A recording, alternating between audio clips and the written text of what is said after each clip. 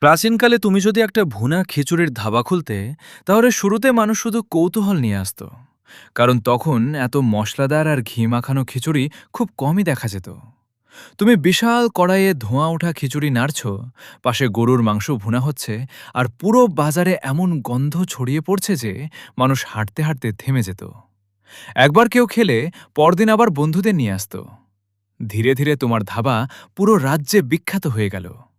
কিন্তু তখনই অন্য ধাবাওয়ালারা ক্ষেপে গেল। তারা গুজব ছড়াতে শুরু করল, ওর খিচুড়িতে নিশ্চয়ই জাদু আছে, না হলে মানুষ এত পাগল কেন? এক রাতে কয়েকজন প্রতিদ্বন্দ্বী তোমার রান্নার গোপন মশলা চুরি করতে এলো। কিন্তু কড়াই খুলতেই গরম ভুনা খিচুড়ির গন্ধে তারা এত ক্ষুধার্ত হয়ে গেল যে চুরি বাদ দিয়ে বসেই খাওয়া শুরু করল।